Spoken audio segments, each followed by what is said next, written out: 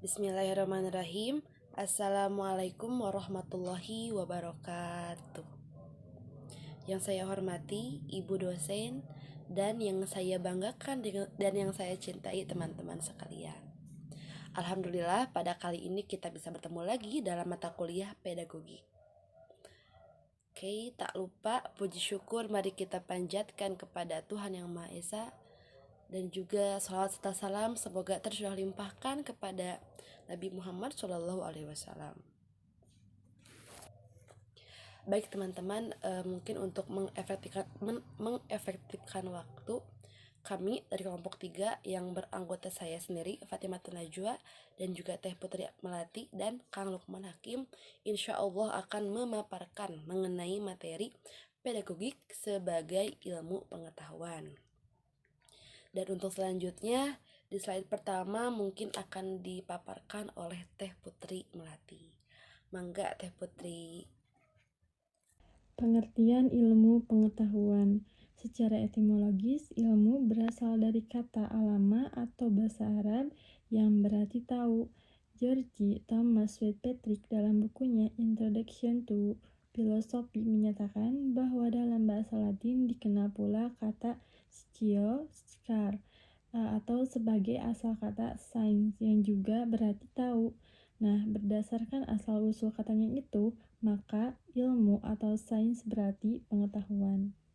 Lenzen, Syarifuddin, dan Kurniasih tahun 2008 menyatakan bahwa batasan ilmu menunjukkan suatu aktivitas kritis, penemuan, dan juga sebagai pengetahuan sistematis yang didasarkan kepada aktivitas kritis penemuan tersebut. Dan akhirnya dapat disimpulkan bahwa dewasa ini secara operasional dan substansial istilah ilmu mengandung arti sebagai cara kerja ilmiah dan hasil kerja ilmiah. Nah, ilmu itu adalah pengetahuan ilmiah yang dihasilkan melalui metode ilmiah. Di antara para ilmuwan telah banyak yang menyatakan bahwa pedagogik berstatus sebagai suatu ilmu yang otonom. Menurut banyak ahli, pandangan ilmiah tentang gejala pendidikan itu atau pedagogik merupakan ilmu tersendiri sejajar dengan ilmu-ilmu tentang humanisme atau human science seperti ekonomi, hukum, sosiologi, dan lain sebagainya. Itu menurut Trikarya dalam Syarifuddin dan Kurniasih tahun 2008. Nah, pendapat di atas dapat dikaji dengan mengacu pada 3 persyaratan atau kriteria keilmuan sebagaimana telah dikemukakan terdahulu, yaitu berkenaan dengan yang pertama objek studinya, yang kedua metode studinya, dan yang ketiga sifat sistematis dari hasil studinya. Pengertian pedagogik. Istilah pedagogik, bahasa Belanda pedagogik, bahasa Inggris pedagogi, berasal dari dua kata dalam bahasa Yunani kuno, yaitu paedos yang berarti anak dan agogos yang berarti mengantar, membimbing atau memimpin. Nah, dari dua kata tersebut terbentuk beberapa istilah yang masing-masing memiliki arti tertentu. Nah, dari kata paedos dan agogos terbentuk istilah pedagogos yang berarti seorang pelayan atau pembantu pada zaman Yunani kuno yang tugasnya mengantar dan menjemput anak majikannya ke sekolah. Selain juga bertugas untuk selalu membimbing atau memimpin anak-anak majikannya. Selanjutnya terjadi perubahan istilah yang dulunya sebagai pelayanan atau pembantu menjadi pedagog yang memiliki arti sebagai ahli didik atau pendidik. Namun secara prinsipil bahwa dalam pendidikan anak ada kewajiban untuk membimbing hingga mencapai kedewasaan. Itu Syarifuddin dan Kurniasih tahun 2008. Nah, di sisi lain ada juga pedagogia, yaitu pergaulan dengan anak-anak yang kemudian berubah menjadi pedagogi atau pedagogi, yang berarti praktik pendidikan anak atau praktik mendidik anak. Dan terbentuklah istilah pedagogik atau pedagogik yang berarti ilmu pendidikan anak atau ilmu mendidik anak. Pengertian pedagogik sebagai ilmu pengetahuan. Mengacu pada pengertian pendidikan dalam arti luas yang benar dalam konteks ini bahwa pedagogik adalah ilmu pendidikan anak. Akan tetapi, Lang-Evert, Syarifuddin, dan Kurniasih tahun 2008 dalam bukunya Backnop The Origin Pedagogik, pendidikan dalam arti yang hakiki ialah proses pemberian bimbingan dan bantuan rohani kepada orang yang belum dewasa, dan mendidik adalah tindakan dengan sengaja untuk mencapai tujuan pendidikan. Dengan demikian, pendidikan adalah suatu upaya yang dilakukan secara sengaja oleh orang dewasa untuk membantu atau membimbing anak atau orang yang belum dewasa agar mencapai kedewasaannya. Pendidikan baru terjadi ketika anak mengenal kewibawaan. Syaratnya, anak mengenal kewibawaan adalah ketika anak memiliki kemampuan dalam memahami bahasa. Oleh karena itu, batas bawah pendidikan atau pendidikan mulai berlangsung, yakni ketika anak mengenal kewibawaan. Sedangkan batas atas pendidikan atau saat akhir pendidikan adalah ketika tujuan pendidikan telah tercapai, yaitu kedewasaan. Bila anak belum mengenal kewibawaan, pendidikan belum dapat dilaksanakan, dan dalam kondisi ini yang dapat dilaksanakan adalah pra-pendidikan atau pembiasaan. Dengan demikian, menurut tinjauan pedagogik, tidak ada pendidikan untuk orang dewasa, apalagi untuk manusia lanjut. Pendidikan hanyalah bagi anak. Jadi, apabila mengacu pada pengertian pendidikan menurut tinjauan pedagogik, maka pernyataan pedagogik adalah ilmu pendidikan anak. Sama maknanya dengan pedagogik adalah ilmu pendidikan, tetapi ketika mengacu pada pengertian pendidikan secara luas di awal, tidak benar apabila pedagogik dimaknai sebagai ilmu pendidikan. Ya, pendidikan itu adalah suatu upaya yang sengaja. Iya, kita contohnya aja, bukan contoh, emang iya udah kenyataannya kayak gitu ya. Sekolah.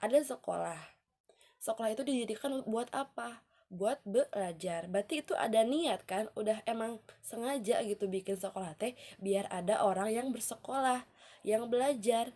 Dan guru itu disebut orang yang sengaja memberikan pendidikan kepada kepada muridnya. Di sini jelaskan suatu upaya yang dilakukan sengaja oleh orang dewasa, berarti bisa disebut dengan guru, untuk membantu atau membimbing anak, orang yang belum dewasa, dan itu adalah murid. Jadi ya, pendidikan itu adalah suatu upaya yang dilakukan secara sengaja gitu ya. Sekolah itu emang sengaja didirikan biar apa? Buat apa? Iya, buat anak-anak yang belum mengerti atau belum paham gitu bisa belajar di sekolah gitu. Kalau contoh pendidikan yang tidak disengaja, mungkin misalnya saya lagi berjalan itu di trotoar gitu atau dimanapun itu. Saya tuh melihat ada anak kecil yang jahil atau yang usil gitu, dia tuh kayak ngeberisikin rumah orang dengan cara mengetok-ngetok atau pokoknya mah dia tuh kayak bikin rusuh aja ya di satu rumah.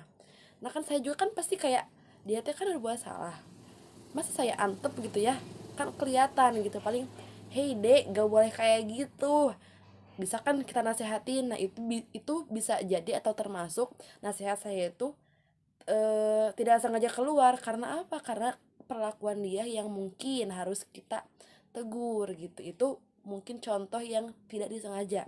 Tetapi kalau pendidikan itu adalah suatu upaya yang dilakukan secara sengaja oleh orang dewasa kepada anak atau kepada orang yang belum cukup dewasa. Contohnya aja sekolah gitu. Sekolah didirikan itu emang sengaja, emang ada niat buat apa? Buat anak bangsa bersekolah, belajar di sana gitu ya.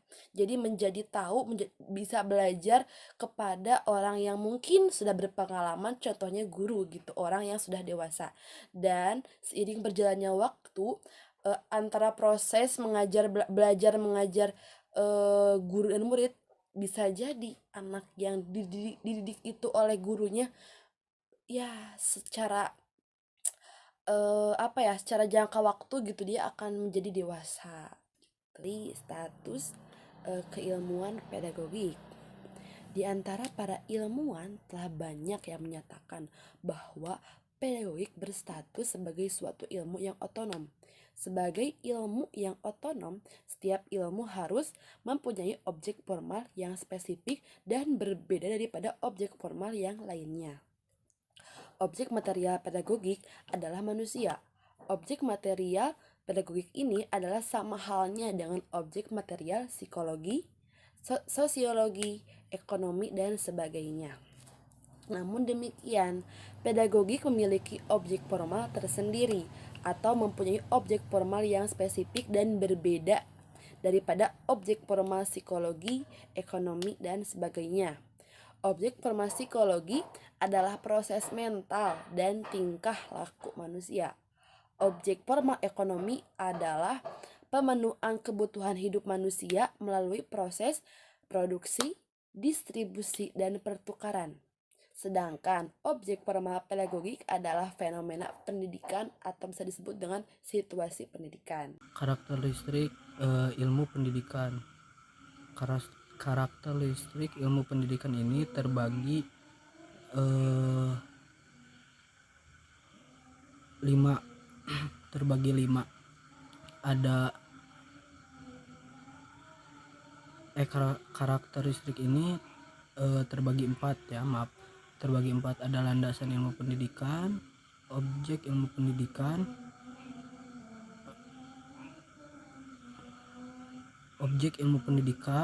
metode ilmu pendidikan, isi ilmu pendidikan. Landasan ilmu pendidikan adalah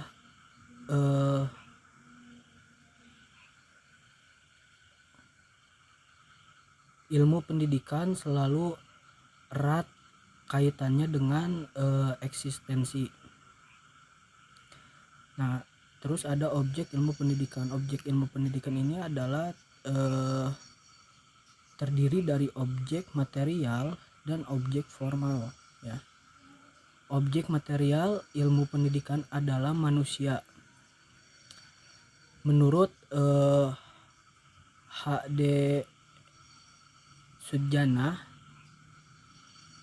tahun 2000, manusia sebagai objek material ilmu pendidikan diklasifikasikan berdasarkan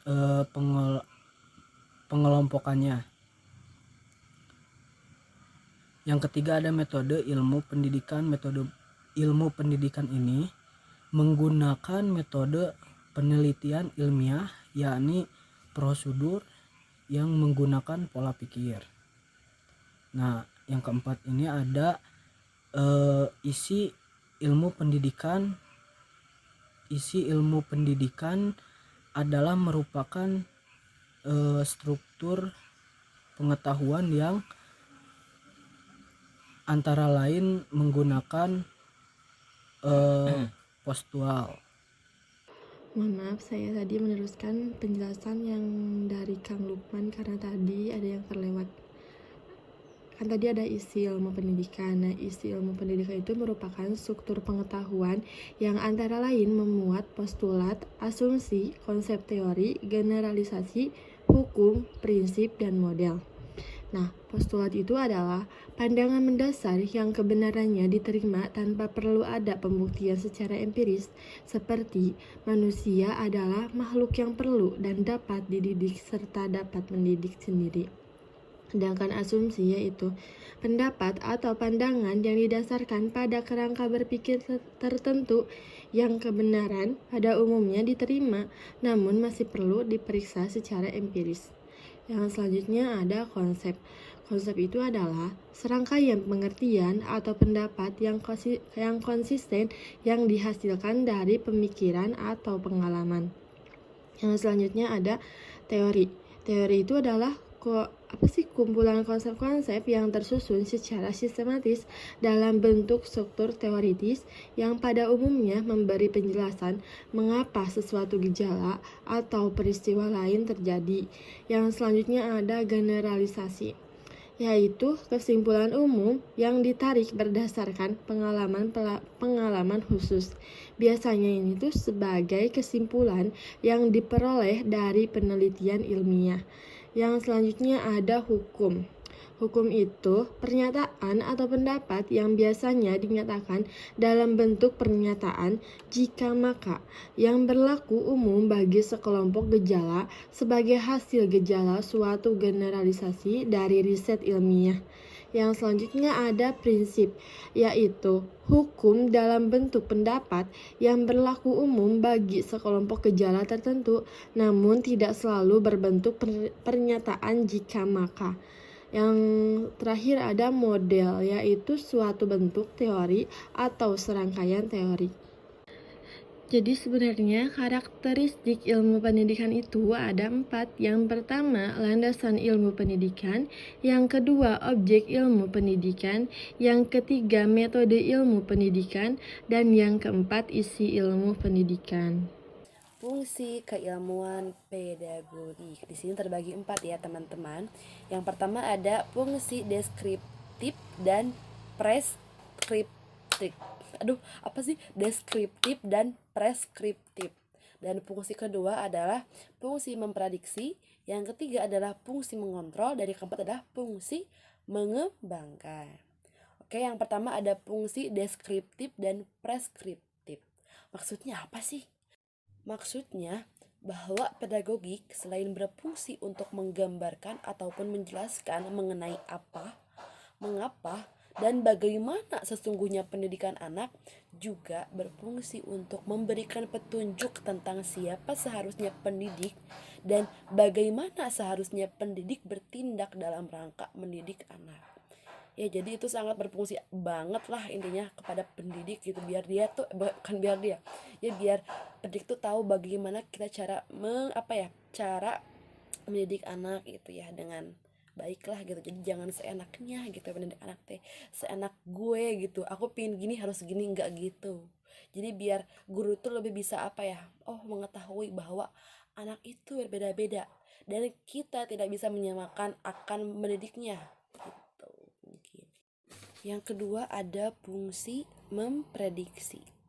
Penggambaran atau penjelasan mengenai pendidikan anak sebagai suatu hasil studi dalam pedagogik mengimplikasikan bahwa pedagogik akan dapat memberikan prediksi-prediksi tertentu dengan apa yang mungkin terjadi dalam rangka pendidikan anak.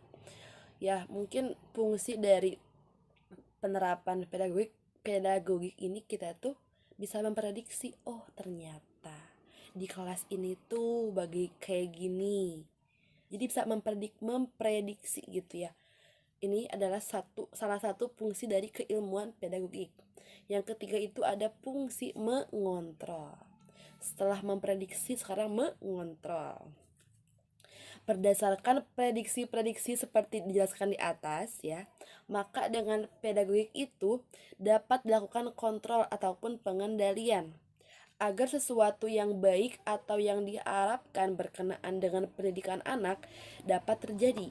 Sedangkan sesuatu yang tidak baik atau yang tidak diharapkan yang berkenaan dengan pendidikan anak tidak terjadi gitu. Dan setelah kita mengetahui, menjalankan, menerapkan ilmu tentang pedagogi kan kita jadi tahu gitu. Jadi bisa memprediksi, ternyata gitu. Lalu sudah memprediksi, kita mengontrol ataupun bisa mengendalikannya gitu ya. Jadi hal-hal yang mungkin baik bisa terjadi, semoga terjadi gitu ya. Misalkan ada anak yang pintar nih di kelas 3. Berarti intinya teh kalau misalkan ada suatu lomba, bisa nih anak ini dicantumkan perlombaan membaca puisi gitu tah. Dan yang terakhir ada fungsi mengembangkan. Maksudnya bahwa pedagogik mempunyai fungsi untuk melanjutkan hasil penemuan yang lalu. Kan sudah memprediksi, mengontrol, kan itu penemuan ya. Dan berupaya untuk menghasilkan temuan-temuan yang baru. Ya, dan mungkin simpulnya dari fungsi keilmuan pedagogik itu di fungsi deskriptif kita itu jadi tahu gitu bagaimana gitu cara kita bertindak dalam rangka mendidik anak itu. Jadi kita tuh nggak seenaknya gitu. Jadi kita tuh udah punya ilmu nih gitu, udah punya pengetahuan nih gitu. Karena apa? Karena ilmu pedagogik. Selanjutnya setelah kita udah tahu ilmunya, kita bisa prediksi, oh ternyata. Dan fungsi ketiga ada mengontrol. Setelah kita bisa memprediksi, kita juga bisa mengontrol gitu.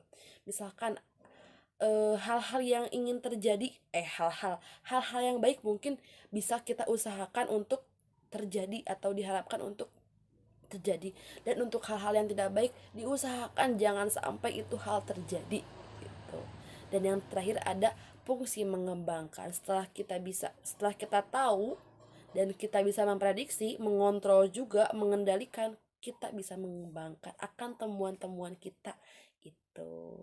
Oke, dan yang terakhir ada kesimpulan. Kesimpulannya adalah pedagogik adalah ilmu yang mempelajari masalah membimbing anak ke arah tujuan tertentu.